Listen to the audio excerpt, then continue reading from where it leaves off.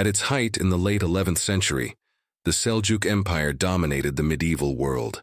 Under Sultan Malik Shah I, 1072–1092, the empire reached its golden age, stretching from Central Asia to the Mediterranean, stabilizing trade routes, reforming administration, and supporting a flourishing of science, architecture, and education, under the guidance of the famed vizier Nizam al-Mulk. It was a period of order, prosperity, and confidence, so remarkable that later generations would look back on it as the high point of the entire Seljuk era. Yet this peak was also fragile, because it depended heavily on the personal authority and vision of a single ruler.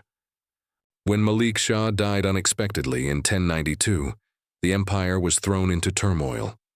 His death removed the unifying figure who had balanced rival clans, governors, and military elites. Suddenly, unresolved succession disputes erupted into open civil war. Multiple princes claimed the throne. Regional commanders refused orders from the capital, and the powerful atabegs, who were originally appointed as guardians of young princes, became de facto rulers of their own territories. Without Malik Shah's leadership, the decentralized Iqta system, once an effective engine of expansion, turned into a force pulling the empire apart. Externally, the Seljuks faced relentless pressure from multiple fronts. The First Crusade, 1096–1099, shattered Seljuk control over Syria and much of the Levant, exploiting the empire's internal disunity.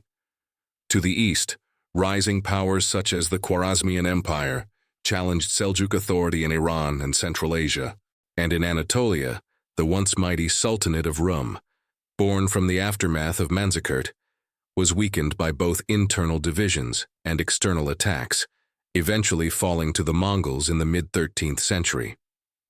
By this time, the great Seljuk Empire had already dissolved, remembered more for what it created than what it could preserve.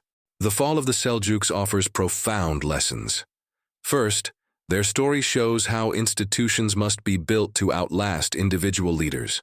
Malik Shah's brilliance created stability, but without strong systems of succession and governance, the empire could not survive his death.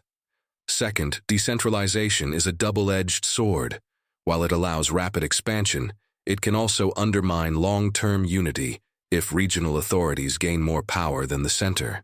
Third, the Seljuks demonstrate how internal divisions create openings for external adversaries. The Crusaders succeeded not because they were inherently stronger, but because the Seljuks were too divided to resist effectively.